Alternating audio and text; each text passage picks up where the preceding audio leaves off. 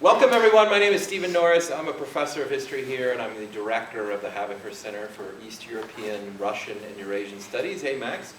I'm really happy to have Ivan Kurilla and Willard Sunderland to my left. I'll tell you a little bit more about them in a second, but I do also want to say that today is the 4th anniversary of Russia's invasion of Ukraine. It also roughly corresponds to the 12-year anniversary of the war itself, which began in February 2014. On February 25th, 2022, the Havighurst Center faculty unanimously adopted the following statement. I think it's worth reading tonight on this auspicious day. That is, we condemn in the strongest possible terms the unprovoked Russian military assault on the sovereign state of Ukraine. We express our deepest concern for the continued security and well-being of the Ukrainian people. We at the Havighurst Center stand with the people of Ukraine and with all the people around the world, including within the Russian Federation, who oppose this violent attack. Those words have meaning tonight, especially as I introduce the first person to my left, Ivan Kurilla, my friend who I met. We were trying to establish when exactly. We think it was Oslo, Norway, maybe 12 years ago. Ivan is a historian of US-Russian relations, national identity, and the political uses of history. He previously taught at Volgograd State University, his hometown, and at the European University at St. Petersburg, and has held appointments at Dartmouth College, George Washington University, Bowdoin College, Wellesley College, and Middlebury College. In 2024, he left Russia after being dismissed for opposing the war in Ukraine, and is now based at the Ohio State University as a visiting scholar. Most of those places I just named, in fact, except for George Washington, have come since 2024. Subsequently, the Russian government named Ivan a foreign agent. Ivan is the author or editor of numerous books. I'm just going to point out one hot off the press and one about to be hot off the press. The first is Distant Friends and Intimate Enemies, The History of Russian-American Relations with David Fogelsong and Victoria Zhorogleva. Really interesting history of the last 2 centuries of Russian-American relations, which is going to form the subject of our conversation tonight. And he's co-editor, also with Victoria, of a forthcoming book called Echoes of the American Civil War Abroad. So Ivan was trained as a US historian, as I said, and he's also finishing his own monograph on the way that the American Civil War was understood in the Russian Empire and the Soviet Union. We had a fascinating discussion about this afternoon. To Ivan's left is another, even older friend of mine, Willard Sunderland, who's the Henry Just Winkler. plain old, I think. Yeah, Henry Winkler Professor of Modern History at the University of Cincinnati. He's the author of 2 books and co-editor of several more, including the best co-edited volume ever with yours truly, Russia's People of Empire. Willard's most recent book is The Baron's Cloak, A History of the Russian Empire and War and Revolution. His current book in progress, and the reason why he's also here, in addition to just being an old friend of the center, is that in 2023, Willard undertook the same journey that John Quincy Adams took in 1809, becoming the first American ambassador to Russia. And Willard is writing a book about this a travelogue history of that voyage and the one he took in 2023. Willard sailed from Lake Erie. He sailed even further than John Quincy Adams, Lake Erie to the Gulf of Finland. He did not go to St. Petersburg because of the war. Willard sailed with 2 other Cincinnatians on a boat called Clio, which only a history nerd could possibly imagine, the muse of history. John Quincy Adams' voyage took 80 days. Willard and his colleagues' voyage took 76 days in the summer of 2023. I'm excited to welcome them both here. I'm excited that you are here with us. And this event, we will respect everyone's time, will be done by 5:45 as promised. It will take the form of a conversation. I'm going to ask them to talk about some of the things I just mentioned to you. I have a couple follow-up questions, and we definitely want you, if you have questions, to ask them about this voyage to the Gulf of Finland, about Ivan's career, what it was like being trained as a historian of America in the Russian Federation, and so on and so forth. But I want to begin with a first question to Ivan, and I think it's the best possible setup. It's about this new book. And that is to ask you about this recent book and the way in which Russia, the Russian Empire, and the early American Republic were initially friendly. I think that might come as a surprise to most of us in the audience, that this first ever democratic experiment and this autocratic empire had friendly relations. but also the way they understood some events, like the way Native Americans were understood in the American Republic and indigenous peoples of Russia. So tell us a little bit, in other words, about this book and what you've discovered. Oh yeah, thank you. Thank you, Steve. Thank you for inviting me, and thanks everybody for coming.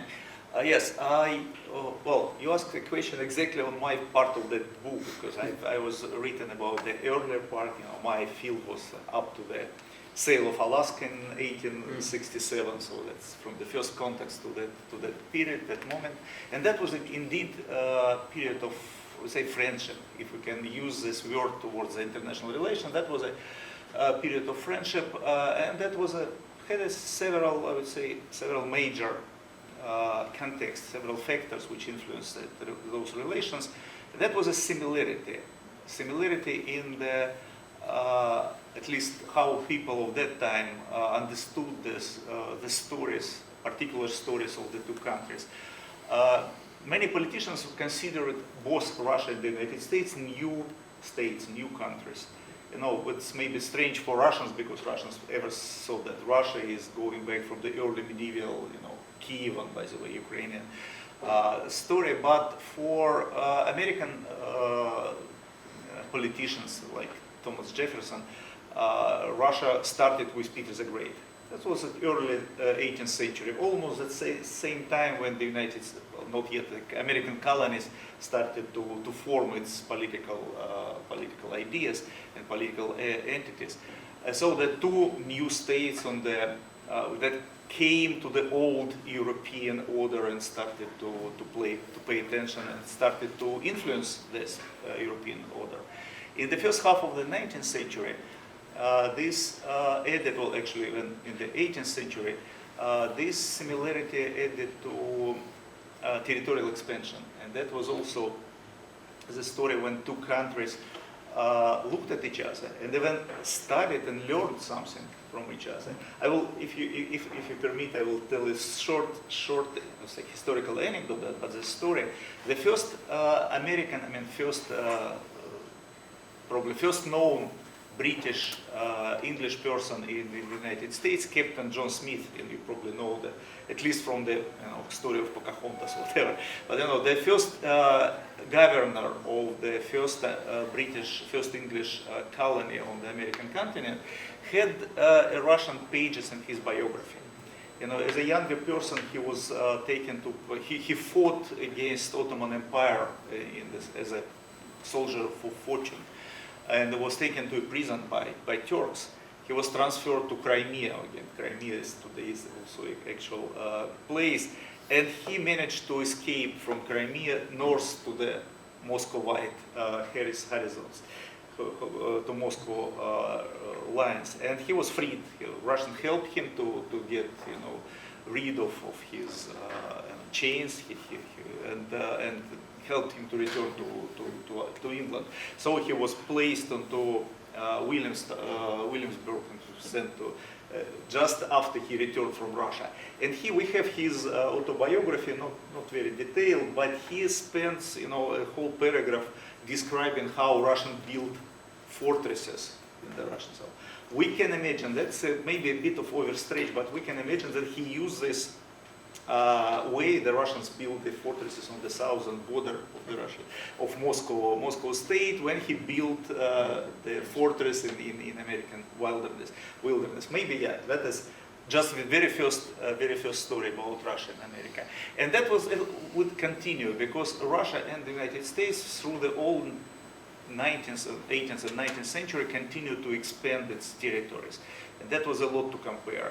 It was a comparison like, those Native Americans, Indians, were like Russian Circassians, people on the Caucasus.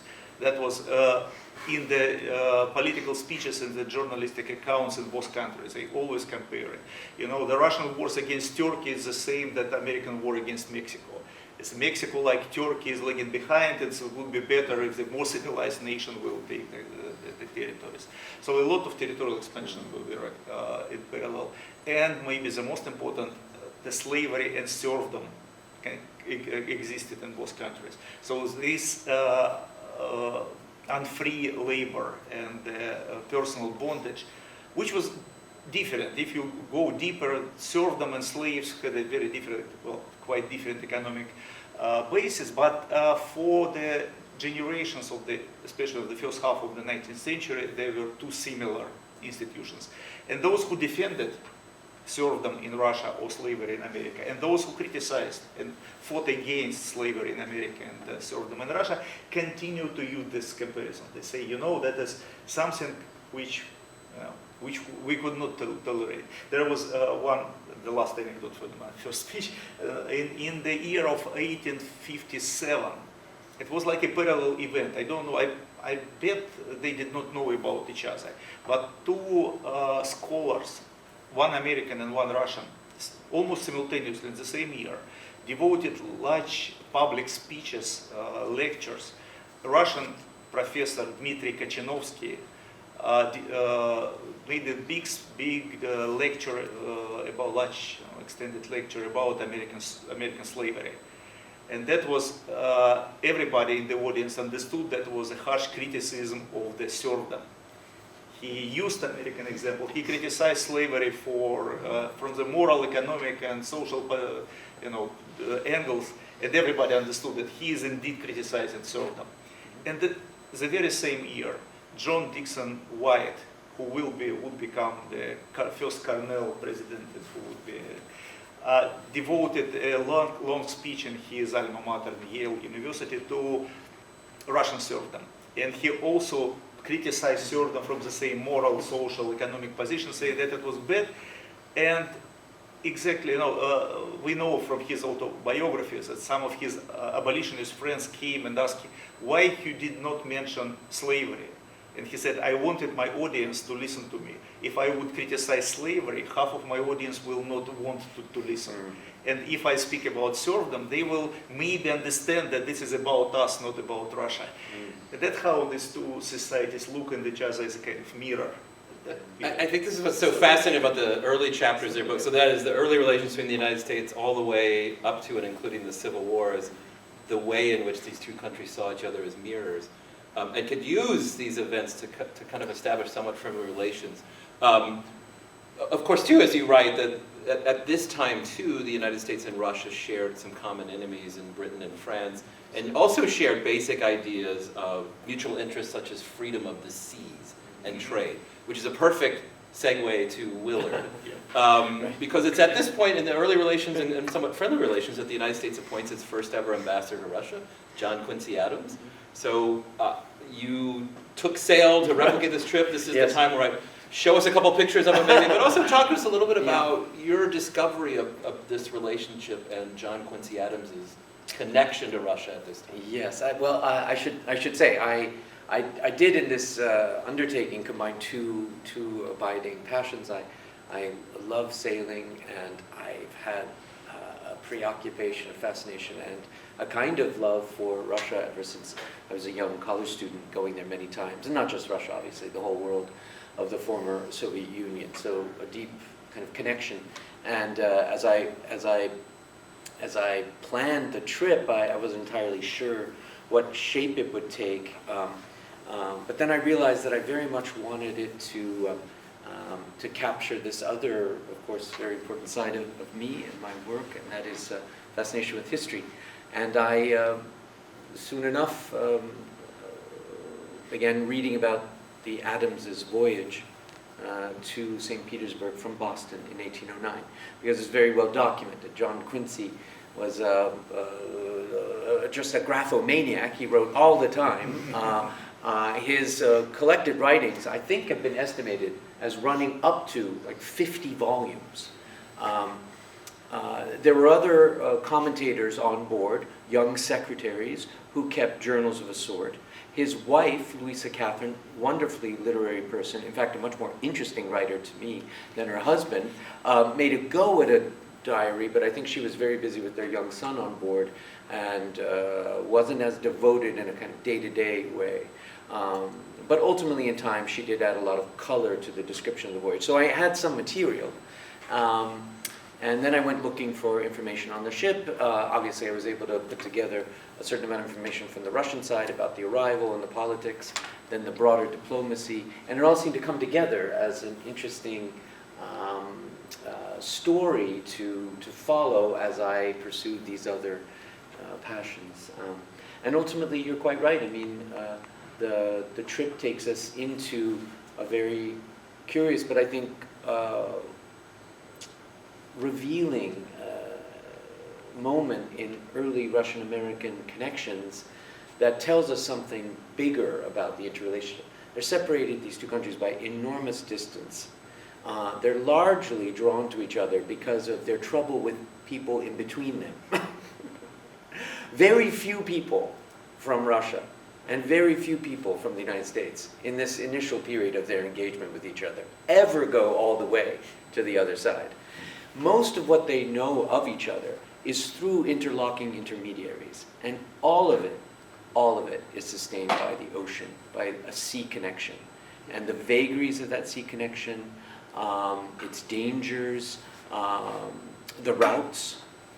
So the trip became an occasion to, at a kind of wave height level, think about the structure of the relationship, not just the particularities of this particular trip, but a broader way of understanding. And it did, for me, completely transform the way I thought of this early period, because I think for all the times that I've been to Russia, all the encounters with the country, I never thought I was traveling there through some sort of mediated experience. I mean, obviously I was. I knew all kinds of people in between. I changed planes in intermediary airports, but by and large, I scheduled my trips. I went directly there. I was living in a world of bilateral relations, U.S.-Russian relations, without necessarily thinking that there were other important concerns in between. But when you get on a boat and you go, it takes a very long time, and you have to deal with people in between. You can't rely on any schedule, and it all comes down to a certain amount of, I don't know, some sort of combination of hope and knowledge and luck. And to put those factors into this complicated interstate relationship, I think is very important, because without it, it wouldn't have happened.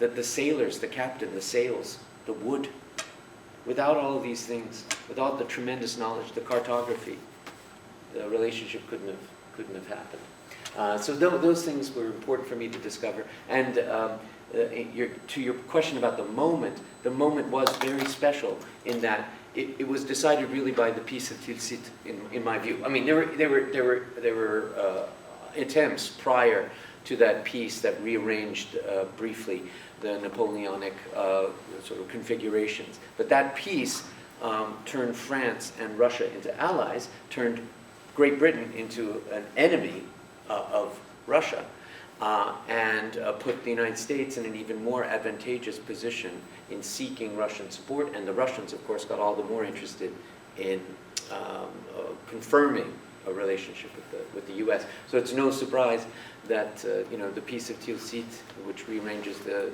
Napoleonic setup, is 1807, and John Quincy sails and arrives in 1809. It's very interesting that, as Ivan writes in the book, and as you said, Willard, that so little interaction took place between actual Russians and actual Americans, and then a lot of the way in which these early relations were formed, John Smith is an exception, in other words, not the rule, was through ideas of the other that conveniently fit with their own perceptions of themselves. So I have a follow-up question for you that takes a step back a little bit, and then we'll ask more or less the same question to Ivan. And this is for the students and people in the room who are students of history and also students of American studies.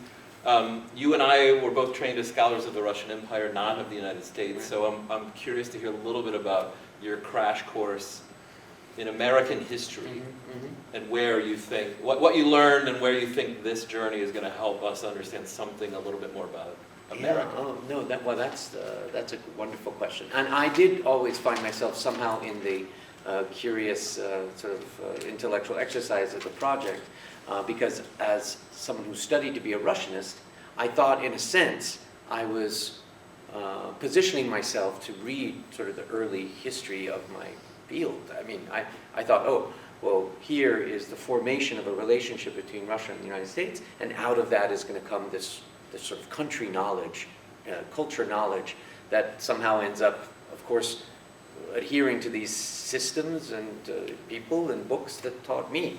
I was actually struck by the fact that that's not really the case. I mean, I think this is one of the other curious wrinkles. We assume mostly that we come from fairly well-established origins, and the story I just told seemed superficially plausible.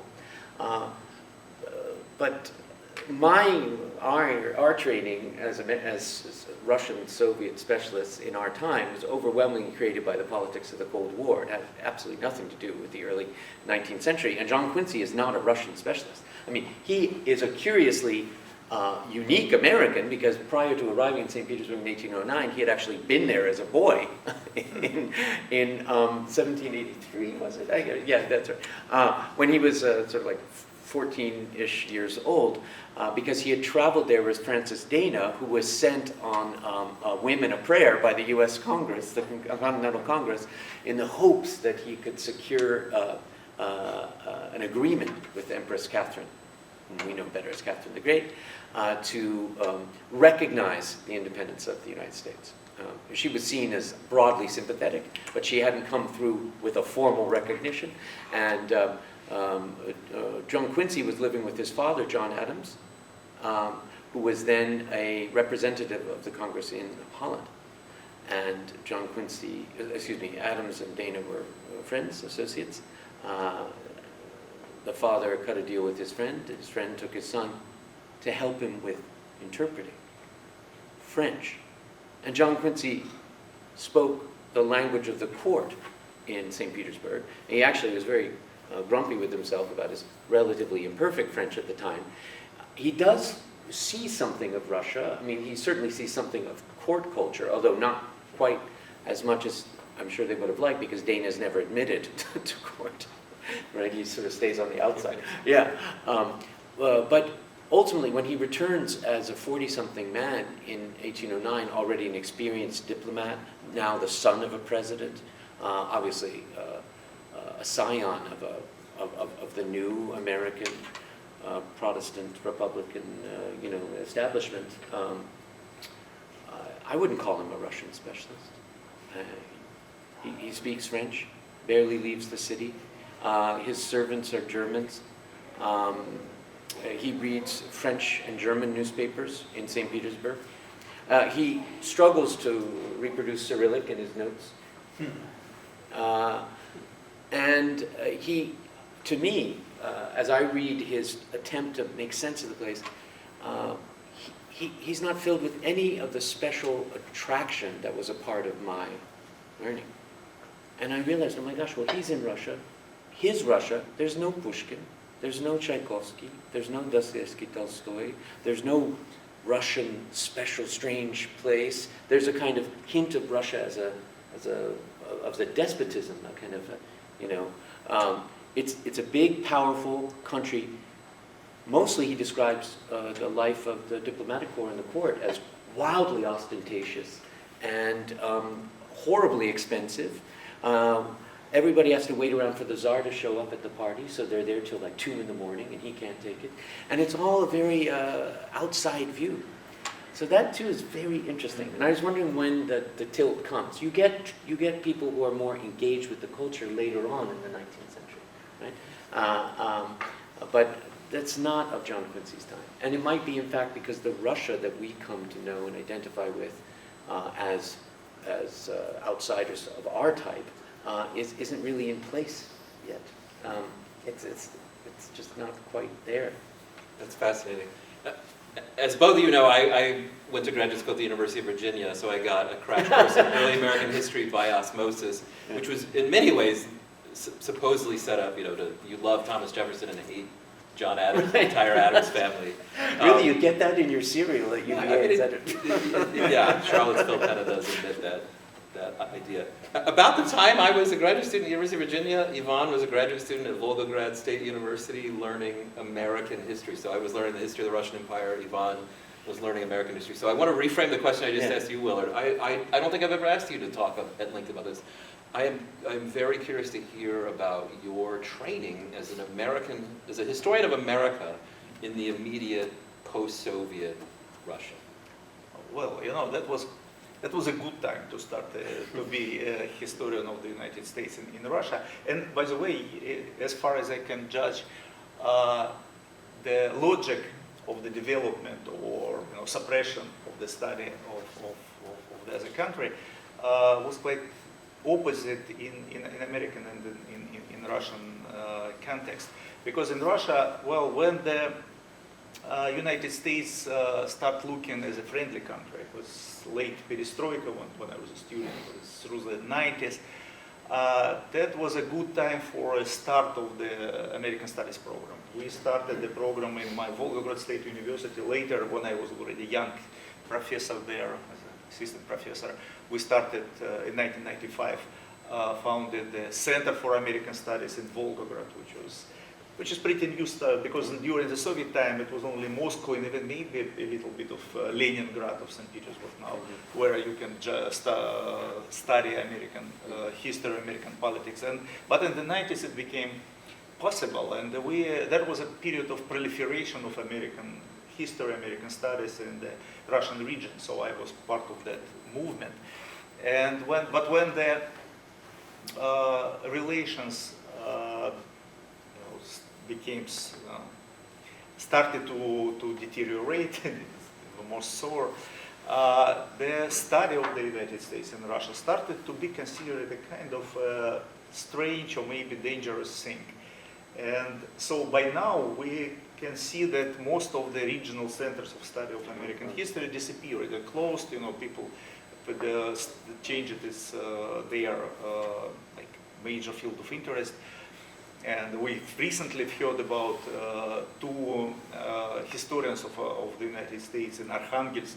One of them was fired, and another got a criminal case against him. And that is how the whole American studies in Russia evolved. While here in the United States, I looked at, at least in the history of our relations, each time the Soviet Union or Russia were considered a real threat, you get more students and more money, and the Soviet study proliferated. And in the period of the friendship or better relations back in the 90s, it was a bad time for Americans who studied Soviet Union or former Soviet Union. Right? No, that was so we have like a opposite logic, because in Russia, and this is something about what you the wider picture, that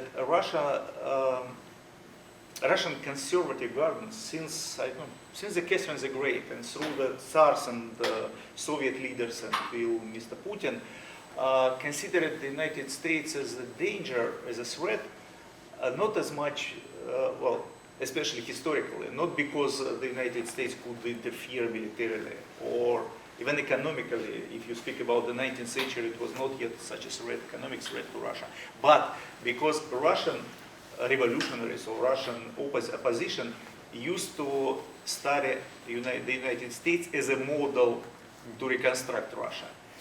It was very popular among all the generations of Russian revolutionaries. So Radishev, back in the 18th century, Russian Decembrists, Russian noble rebels of the 1825, they just translated American Constitution and made a constitutional project for us during the Soviet time. So all the Russian opposition or revolutionary forces used the United States as a model, and exactly because of that, it was considered a threat for Russian conservative governments, and that's what happened. When we were friends, relative friends, it was no danger to study the United States. But if the government again came to the idea that the United States is a threat as a model. So if you study America, you actually bring American model to Russian students.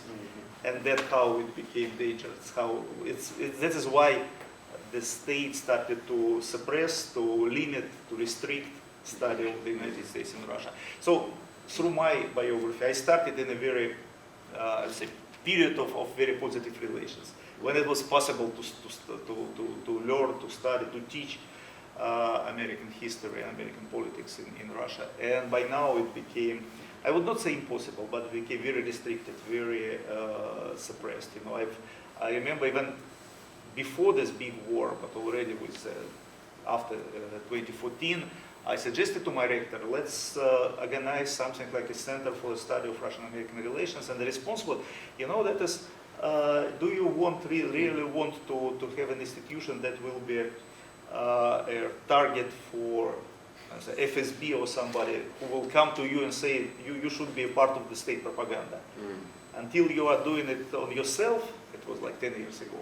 It's okay, you can study American, you can write whatever you want, but if you try to institutionalize it, to make it a center, somebody will ask you to join the official position, and that was how it changed. By now it became even hard to study American history by own. Well, still there I have good friends, good colleagues who still continue to teach and study American history in Russia, but by now it's a real challenge for them. I should point out that's really an excellent answer, that the Havighurst Center, which I run, it was founded in part because of this period of very good relations from the late Soviet to the early post-Soviet period. That's the spirit of Walter Havighurst's will, where he wanted to better Soviet-American relations. That phrase comes up again and again and again in his will. And then when he died, the Soviet Union collapsed, so that got translated into the peoples of the former Soviet Union, or the former Soviet Union, which is again where you and I lived, grew up and became professionals on these interesting mirrored tracks. I also want to point out that I meant to mention this earlier, that Ivan's first ever trip to the United States came in 1990. It was about 18 months before I made my first trip to what I thought was going to be the Soviet Union, but ended up being Russia because the Soviet Union collapsed 2 weeks earlier. And Ivan's first trip was to Ohio, Kent State University. For some reason, my Volgograd State University signed one of the first direct agreement of the student exchange. So I spent a fall semester of 1990 in the Kent State, Ohio. So that was and the University of Virginia, the University of Virginia signed a partnership agreement with Kazan State University on the Volga River. Not far from Volgograd in the way that Russians imagine geography, which is why I spent the summer of 1997 learning Russian on the Volga River. I want to build on what Ivan just said, because Willard, it seems like a nice transition to you to talk a little bit more about two things. One, the way you envision how Russian history has changed over the same period of time that Ivan just imagined it. And then two, you had to stop short. On your journey. You planned, I remember when you and I first talked about this voyage, you were going to go to St. Petersburg. You could not, so maybe that'll be the end point of your well, thank you.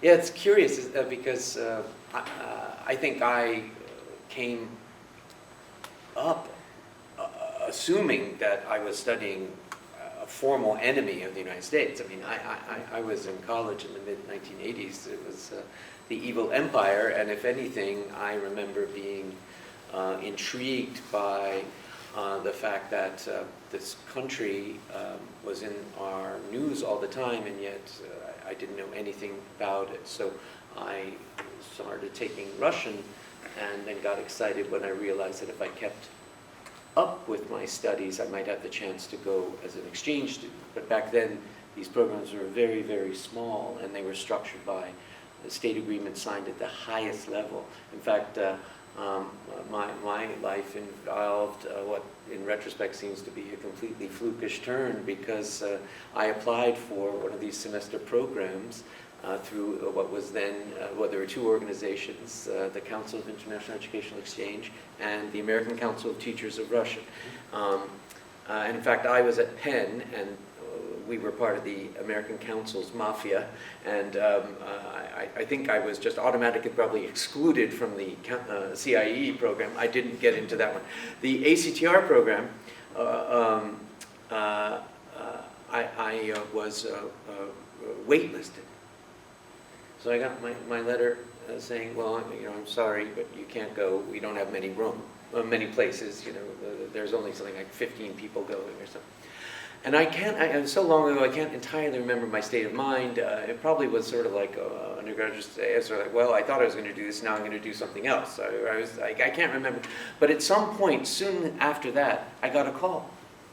And this guy who had signed my letter saying I was waitlisted said, oh yeah, well, I'm so glad I reached you because Shevardnadze and Schultz just signed an agreement in Vienna and they doubled the number of students who can go. So now you can go. So I was actually like the enemy had become a friend, which then turned the your enemy studies that I was pursuing into a greater opportunity to participate in an exchange. And I think that does reveal a little bit of the curious moment that Russian/Soviet studies was in at the time. The system was, in effect, put together to better understand what was identified as not just a military, but a kind of civilizational foe of the United States. But then as it expanded and enriched itself over the years, it became, a complicated, but nonetheless extremely productive and rich environment for truly studying foreign cultures. And I was taught by people who engaged with Russia, so wanted to know more about it, and were confident that knowing more would actually, I guess in a sense, do a better job in this whole know the enemy culture that we were in. And perhaps that explains why then the turn when the Soviet Union obviously collapsed, and then there was this period of confusion but also excitement. There was a great rush to meet it on the part of, I guess what you'd call otherwise Russian Soviet studies in the United States. A lot of people got into the mix, got over there, and we are rough contemporaries. I mean, I enjoyed all the contact and experience and hope of that time from this side, just as Ivan was telling us, he felt that as a Russian kind of coming and getting to know the United States on different terms. And since then, I think some of that has ebbed, obviously, not just because of the terrible developments of the Putin dictatorship and the war, but also the intensity of this know your enemy culture. It did shape things, and as it ebbed, as the relationship between the two countries, it went through its own permutations, but there was no longer this singular importance to understanding understanding the relationship with the United States and Russia. I noticed that in the general decrease in enrollments, for example, in Russian history or Russian language classes and things like that. But I think overall that the intellectual quality of our study has remained quite strong and quite vibrant. But the mood of the study of the country, that has profoundly shifted. The three of us are all members of an organization, the American Association for the Study of East European and Eurasian Studies, the largest scholarly organization devoted to the study of the former Soviet Union in the world, which the Russian government has labeled an undesirable organization, which is one of the reasons why you couldn't go to St. Petersburg in 2023. Right. Ivan has been named even further a foreign agent by name by the Russian Federation. I think I would assume that he's the first foreign agent that everyone in this room has encountered. I wonder, Ivan, if you can tell us a little more about what exactly that term means and how that has impacted your work and the way you approach your scholarly work, as well as, I mean, frankly, your professional and personal life. Yeah. Well, that the Russian government invented this term like some 10 years ago, maybe more than 10 years ago, and the first, of course, the lip service of the government was that it's just those who receive foreign funding and participate in politics should just say it loudly, and that was first framing of that.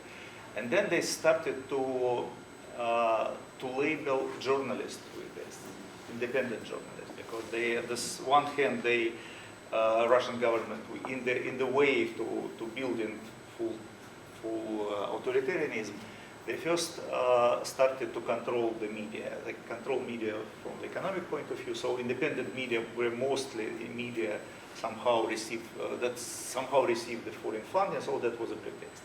And then they made this next step. From the foreign media, from journalists, they came to anybody who is critical towards Mr. Putin, towards the current state of politics. And since the war started, the big war, 4 years ago started, they turned to label everybody who are unloyal from the point of view of the state. They changed the law. Now there is no need for the state to prove the foreign funding. They prove they consider politics everything. If you speak loudly about your disagreement with Mr. Putin, it's already politics. If you publish anything in your social media, it's already politics. And you do not need they do not need to prove the foreign funding or whatever. And this is extrajudicial. There is no law, there is no court to appeal. Yeah. Well, you can appeal. Many people appeal. Nobody was successful because now the courts are just subordinate to this machine. So there's the Ministry of Justice. Somehow, randomly, every Friday. Every Friday, right? It's a ritual. They add the ritual, yeah. I was, because I was from the very beginning, I was very openly against the war, and that's actually was the reason why I was fired 2 years ago. And I remember when I was fired, I applied for a sabbatical. My plan was to spend the semester in a sabbatical and come back to Russia. But at the moment, I got all of the initial permissions to go for a sabbatical, but at the day, actually 1 day before my departure, my rector told me that he will fire me. And that was it. And they fired me. They fired actually other people. They just shut up the department I was working. They were trying to save the university. I understand how it worked. They did not want the vocal critics of the war. But I was at that time. My rector told me that you will be a foreign agent the next day you leave the country. Well, I left the country 2 years ago. I checked every Friday. I remember it was 100 Fridays that I checked the new addition to the foreign agent list, and I was labeled only this January, this month ago. Finally, I got there. So I stopped checking every Friday. I know that now. Why did they take so long? I don't know. No, but last summer I needed to answer the question, why are you still not a foreign agent? I don't know. I don't know why it's, yeah. And, what it means for me right now, because they increase the pressure every time. Since last September, they made the situation even worse. What I cannot receive the royalty for my books still published in Russia. Well, my book, by the way, was a bestseller last year in Russia. I cannot receive royalty. All the royalty will go with a special bank account, which I cannot use. So that is, I cannot sell my apartment. I cannot sell, I don't have car in Russia, but I cannot sell apartment. I cannot rent apartment. All of the money should go to the special account. So that is, I cannot teach in Russia. I cannot be engaged in so-called просветительская деятельность. So any educational activity is banned for a foreign agent. So I efficiently, if I even then want to return to Russia, I cannot work whatever I can do. My books are still on sale, but not every. Some of the bookstores refuse to sell foreign agent books. Some other continue, but they should be covered, labeled as a book by foreign agent, and that will be 18 plus, for age limitation, so not for children. Yeah. And that is, they still on sale, but with less circulation, because some of the chain bookstores just refuse to sell it because they do not want to get fined for some misplaced foreign agent books. So that's all.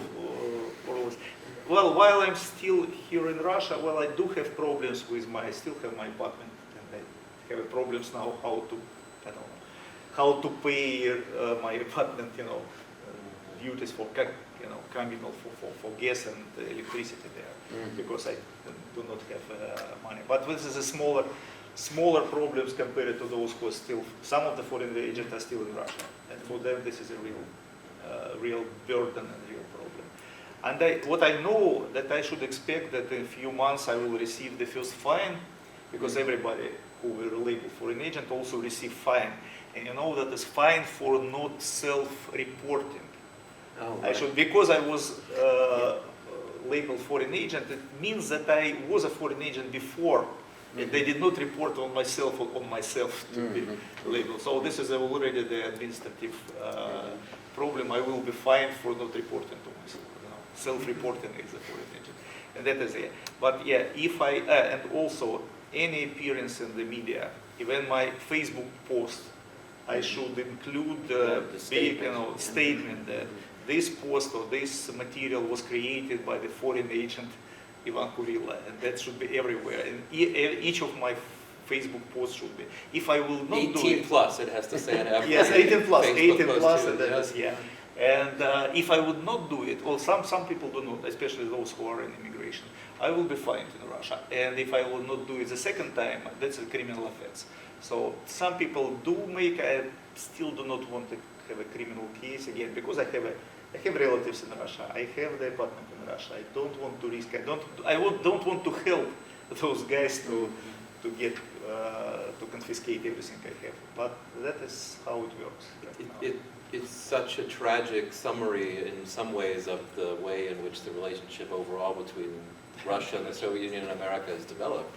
I should point out for those here who don't know Ivan's biography maybe as well as I do, that the university he was fired from was the European University of St. Petersburg, a place I've been to many times, Willard has as well, where we had many friends who taught there. It was established in the 1990s in this decade of really good relations between the United States and Russia, and established on the lines of an American kind of private liberal arts college, and hired the best of the best in terms of the faculty. They have a trustees which consisted to the big portion of the American established American scholars. Well, no more. I mean, since the start of the war, all of the foreign. That's right. It was a good job for Americans kind of getting PhDs in Russian history or no more, unfortunately. Well, but the university still exists. Okay, they sacrificed something. They shut down the political science department. They shut down most of the sociology department because they have the best program on gender studies in Russia. Gender studies are also, no way for Russian university to keep gender studies now because it's so they shut down most of the social science departments. But they increase. On the other hand, they have a increased school. It used to be department, now it's school of art, history of art and art management, which is associated with the Hermitage Museum. They proliferate and they became a big part of the European university. So they do exist, but they get rid of everything which can be considered politically liable, politically vulnerable, and whatever. So political science, history departments still exist, but they, as far as I understand, have some pressure on them. It's also worth saying the way you describe the foreign agent law is, I think, again, for the audience's purposes, but also for myself, this is the way dictatorships happen. That they're slow boils, not really overnight occurrences. Because the foreign agent laws, as you said, began for one purpose. They were relatively loose, and then Putin continued to say that they Right. model this foreign Yes, agent law on the from the American. US. Right. You have Right. foreign agent registration act, which is indeed very different. I mean, it's really for lobbying in favor of some foreign governments. If you are a lobbyist for, I don't know, for China or for Qatar, you need to register. But it's, in the Russian case, it goes against, personal, against people, against somebody. There is no way for, there is no lobbying, there is no real political activity, there is no funding for from foreign entity now needed to be labeled foreign agent. They just, and they went from journalists. Most of the independent journalists in Russia are foreign agents for, and now they turn to academia because I'm not the first professor who is a foreign agent. That is something intimidation for. I could talk forever. Willard and I never have a lunch that lasts the appointed time. Ivan and I spent all afternoon talking about these issues. I want to make sure that there's some time for those of you in the audience who did show up to ask some questions before our 5:45 ending point. I have many more questions I could ask you and will, but I do want to pause and make sure to throw open the floor to ask something of either Willard or Ivan. And while you're thinking of those questions, I'll point out that on Monday, in this very room, we're going to host Katerina Gordieva, who is a journalist also named a foreign agent. I think she was designated. She was pretty designated early before on. Ivan, pretty early on. Because as a journalist, she was She runs a YouTube channel that has 2 million subscribers, and last year she interviewed Alla Pugacheva, who is sort of, if there's a way to describe her to an American audience, she's kind of like Cher I would say and Tina Aretha Turner. Franklin Yeah, and Tina yeah. Turner all rolled into one. She is huge. She's as big as it gets, as big as a pop rock icon as there is. And last year she talked to Katerina Gordieva in a 4-hour interview that was watched by 28 million It was her people. first appearance, Pugacheva's appearance since the start of the war. So Yeah. that was very important. That was very impactful. So Katya Gordieva will be here on Monday to talk about that. But please ask questions to Ivan or Willard. I think Oleg and then Grace got their... So, what is the formal reason they gave you labeling you as a foreign agent? Well, still, I hope that there will be lawyers who file for removal of the status, and maybe during this court proceeding they receive more longer explanation. Right now, everything I have is just the official announcement from the Ministry of Justice, and that is very, he is against the he's against the policy of the Russian state. He resides abroad, and what else?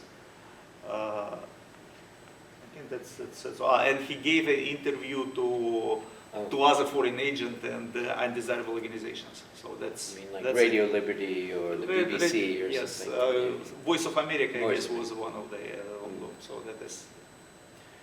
so that was enough for it. But it's like universal, like almost every person will have the same type of description. That's, I don't know what exactly what I would say that 2 years ago in the early 3 years ago, in the January or February of 23, there was a leak from this Ministry of Justice, a leak with materials prepared to label people foreign agent. That was like several hundred of people there, and I was there. And so the people who leaked or who found that sent me the whole motivation characteristic, and that's what was one of the reasons why my director probably expected that I will soon be the label.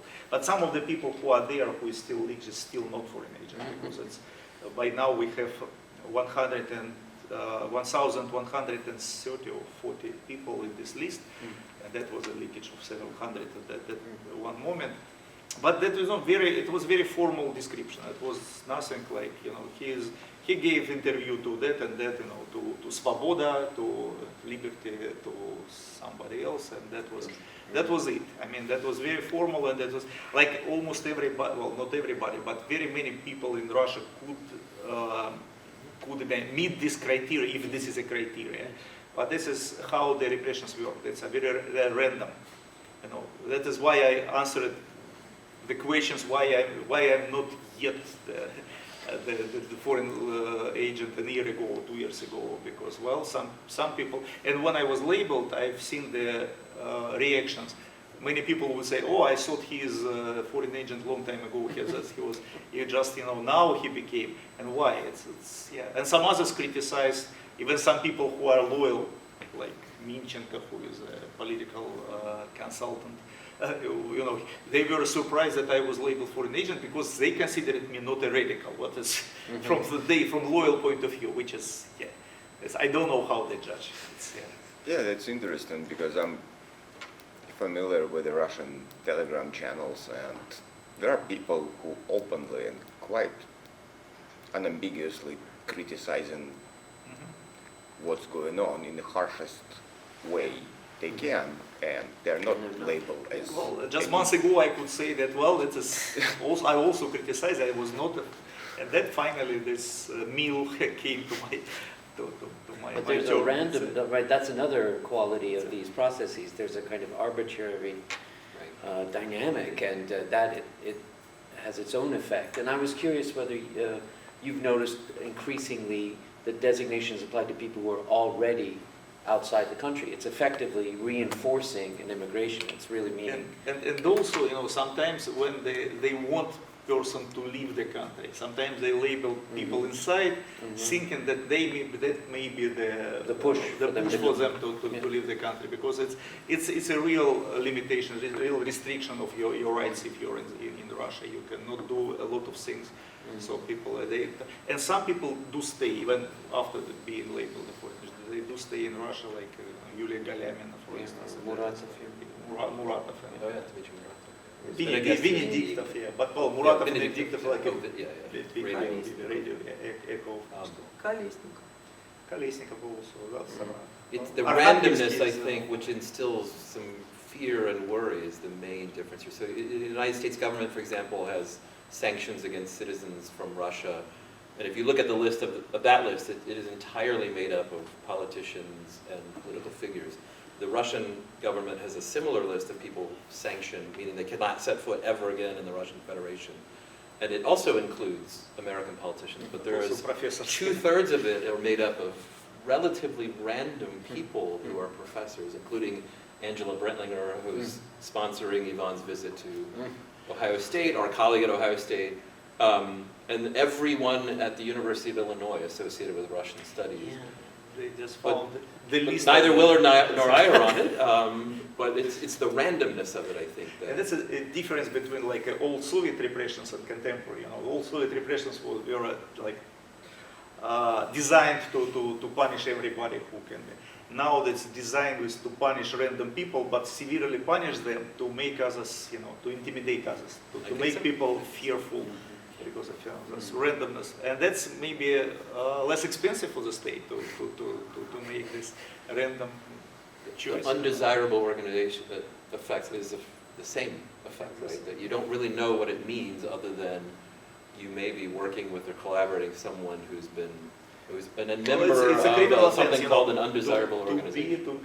If you're a Russian citizen, to deal with an undesirable organization is a criminal offense. Yes. So my participation in the ACES conference may be considered a Your criminal participation offense. right now, if you weren't already a foreign agent, and of them are Or and there is also Yale University is an undesirable organization. That's right. Bard College is an undesirable organization. So I don't know why they choose. Maybe Yale because Navalny was there. I don't know, but. Grace, you had your hand up earlier, please. And you said you wouldn't want to talk. I just had like a quick clarifying question, I guess. For when you denounced the war, what were the reactions of, I guess, other professors in the department, as well as the reaction of your students or any other students? And I guess what happened to other professors? Did they also denounce it? Yeah, thank you. When the war, if we speak about this 22, in 2014, 2015, the reaction was more, different. I was against that, but I would say that was some enthusiasm. But in February of 22, I would say in my bubble, among my colleagues, among people who I know,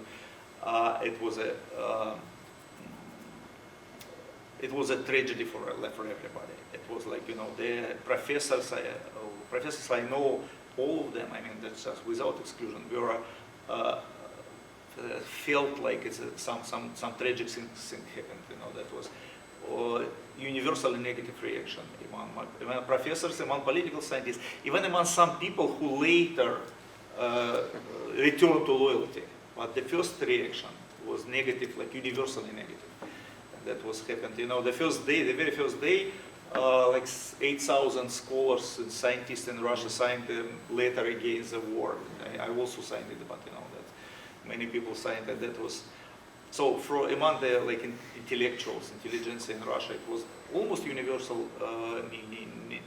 negative idea because of many reasons. But that's what happened. It was very different from the Crimea case where I saw the enthusiasm in some places. Not everybody, but I did not see any enthusiastic people in 22. I lived in St. Petersburg, and there was like official symbol of the invasion, like letter Z. I don't know that for some reason. I never seen any people who place the Z on the car or whatever. It was very negative. That was universally negative. But people attempted to protest, but it was smashed with a force, because it was immediately, just within few weeks after the start of this full-fledged aggression, the laws were changed, and several people were just demonstratively punished, like the Gorinov, the municipal deputy who when they protested, he said, how we can celebrate when this tragedy is going on. He sentenced for 7 years in prison. He's now in prison. He's for 4 years in prison already for just publicly protesting. And the people, it did work. This intimidation did work. People gradually either migrated or stopped, continued to criticize. But I would say, I still believe that like the majority of, at least the intellectuals, of those people who elaborate their own opinion and not just repeat the propaganda, are very, I would say, unhappy, to put it mildly, about what is going on. That's from the very beginning. Today is this tragic anniversary. All of my Facebook feed is filled with sorrow of people, of Russian people, and both those who are inside Russia and those who are outside. It's a day of infamy. It's a kind of infamy. It was ironic that the same letter that drew so much support from Russian academics and the broader sort of intellectual class, I think it was going around at the same time, the rectors and presidents of universities across the country. I remember, that is an important thing, just few... Came out in strident support of the war, so the machine was... A few weeks ago, that was a rector's letters, and I know it made a very profound impact on the Western understanding, but it was wrong, because, the rectors in the Russian situation are state employees. It's not, they're not representative of the professors or universities, they are just people placed there from above. And that actually was a state reinforcing the state position. It was not a position of university university people. It's just a state. They got a push from above. That was. It's a pity that the rectors are so flexible and flying people. But they were appointed there well before the war. That was a part of this. Restructuring of the Russian state under Mr. Putin to make it authoritarian. That was already the result of that. By the time of the start of the big war, all of these positions like rectors were very loyal people on those positions. And that's, and that why this letter appears, because the state wanted to make a signal to you, not signal to us, but also signal to the West that, that's like to counterbalance this anti-war letter by professors. That's how it. Maybe time for one more question if there's a Max, go ahead. Dr. Kurilla, I'm curious, when you started studying the United States, what had gotten you interested in it, and if there was anything about Americans and about America itself that really surprised you, really challenged the way that people in the late Soviet Union thought of Americans. Okay. Yeah, thank you. It's a hard question because, I should remember what I felt back in the 1990, and of course, since that time I've been here many times and for a long period, so it's already I have this adjustment to what. My first, I can share the first impression, and that's maybe not maybe about the people, but about America. I came here in the 1990s. It's a peak of perestroika in Russia, of Gorbachev and freedoms, liberties brought by Gorbachev. And one of my important, maybe not the very first, but one of my important impressions was that the United States is not as free as I expected. That to some extent the Soviet Union under Gorbachev looked more freer than the United States. Well, for many, because everything was possible in the late Gorbachev period. You can say everything you want, you can do everything you want. It's like, and here in the United States it was still a restriction, if not state restriction, but public opinion restriction. You cannot say one or another thing. It's already political correctness was considered as a kind of challenge to the freedom of speech. In Russia, you can say everything you want. Here, you can think about before you say. So it was not as free, and I started to distinguish between like political liberties and the freedoms in more general terms. And that is something which was among my first impressions of the United States. Well, because that's expectations of the United States, for a young person who grew up in Russia, was that the United States is a model of freedom, the most liberal, most free country in the world. It is, but but you should define it in a very political term. In a political term, it's still free, but it's not as free as I expected, because it did not proliferate in some part of the social life in the United States. That was a kind of amendment to my vision of the United States. I grew up on the Mississippi River. Ivan grew up on the Volga River. I grew up in the 1980s with a steady diet of kind of Cold War era Reagan Hollywood films. Red Dawn. Red Dawn was a big one. I don't think I ever met a Russian proper until I set foot in St. Petersburg, Russia in January 1992. And it's interesting, back to the mirroring, that I guess I went to Russia out of curiosity. Well, I signed up to go to the Soviet Union out of curiosity, expecting to find something like out of the Rocky IV movie, and instead found a population of people that were willing to say just about anything. At a time, in retrospect, that was quite optimistic, January 1992. I mean, I know the economy was starting to do poorly, but the idea that now something new can happen was very much prevalent in January 1992. So how we made this cycle again back to Mr. Putin? Yes, and I think maybe that's the cap here, that what you said just a few moments ago is so true, that this is a tragic anniversary, and there's lots of tragedies wrapped into the larger tragedy. Of course, people living in the war zones, people who've died, people living under occupation bear the worst experiences of this tragedy, but it's tragic, deeply tragic, that institutions like the European University of St. Petersburg, like the sort of relations that Willard and I enjoyed to go and travel into Russia, have gone away. Promoting for students of this war. Yes, but I really deeply appreciate you coming here, Ivan, and sharing some of these stories. And of course, always, Willard, appreciate talking to you. And thank you so much for coming, and thanks to the American Studies students for coming as well to hear a little bit more about these relationships. Thanks very much. I'm sure there's time for questions after.